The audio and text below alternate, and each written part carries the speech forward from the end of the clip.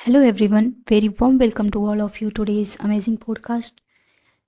बच्चों आज हम पढ़ेंगे ऑर्गेनिक केमिस्ट्री के एक इम्पॉर्टेंट टॉपिक के बारे में। जैसा कि आप लोग देख रहे होंगे कि हम लिकॉस टेस्ट के बारे में डिस्कस करेंगे एंड जानेंगे कि लिकॉस टेस्ट क्या होता है एंड क्यों ये इम्पॉर्टेंट है, राइट। तो बेटा ये जो लिकॉस टेस्ट है हमारा वो नीट के पॉइंट ऑफ व्यू से इम्पॉर्टेंट है, क्योंकि नीट में हमारे इससे क्वेश्चंस पुट अप होते हैं। तो आइए सबसे पहले हम समझते हैं कि लिकॉस टेस्ट क्या होता है। लिकॉस टेस्ट जो होते हैं वो 1 degree 2 degree and 3 degree of alcohols को डिस्टिंग्विश करने के लिए हम लिकॉस टेस्ट का यूज़ करते हैं।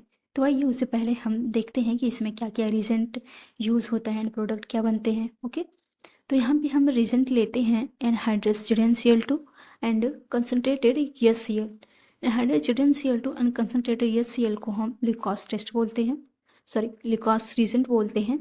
एंड सबस्ट्रेट हम एल्कोहल लेते हैं और जो हमारा प्रोडक्ट बनता है, प्रोडक्ट हमारा एल्काइल क्लोराइड होता है। जो प्रोडक्ट हमें मिलता है वो एल्काइल क्लोराइड होते हैं, राइट।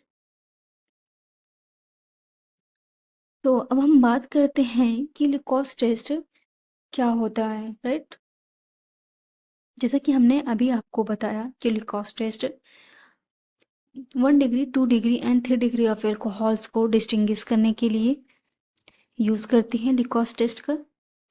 लिकॉस रीजन का यूज़ हम डिग्री ऑफ एल्कोहल को आइडेंटिफाई करने के लिए करते हैं। यदि हम यदि हम 3 डिग्री ऑफ एल्कोहल्स को लेते हैं, उसे लिकॉस रीजेंट में डालते हैं, तो वो हमें इंस्टेंट टर्बिडिटी दे देता है। क्यों? अब हम ये पूछेंगे कि क्यों जब हम एल्कोहल को 3 डिग्री ऑफ एल्कोहल को जब हम लिकॉस रीजेंट में डालते हैं तो क्यों वो इंस्टेंट टर्बिडिटी देता है। बिकॉज 3 डिग्री ऑफ एल्कोहल जो होते हैं हमारे, उनकी स्टेबिलिटी बहुत ही ज़्यादा होती है।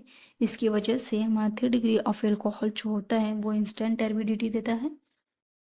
एंड 2 डिग्री ऑफ एल्कोहल्स जो होते हैं हमारे 5 to 10 मिनट में टर्बिडिटी देते हैं। एंड 1 डिग्री ऑफ एल्कोहल जो है वो नॉर्मल टेम्परेचर या रूम टेम्परेचर पर रिएक्शन जनरली नहीं देते हैं। क्यों नहीं देते हैं? क्योंकि हमारा जो एल्कोहल होता है वो सोलूबल होते हैं लिकॉस रीजेंट में।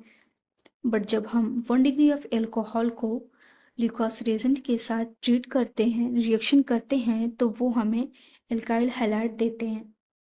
जब हम 1 डिग्री ऑफ एल्कोहल को लिकॉस रीजेंट के साथ रिएक्शन करते हैं तो हमें एल्काइल हैलाइड प्राप्त होता है, जो कि ये इनसोल्युबिलिटी को शो करता है, जो कि ये इनसोल्युबल होते हैं इन वाटर में।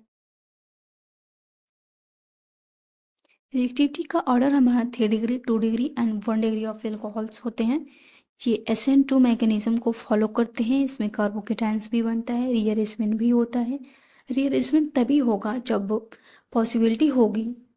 पॉसिबिलिटी कब होगी? जब उसकी स्टेबिलिटी इंक्रीज होगी तो हम रीअरेंजमेंट करवाएंगे। Okay, hope you understood it well. Thank you.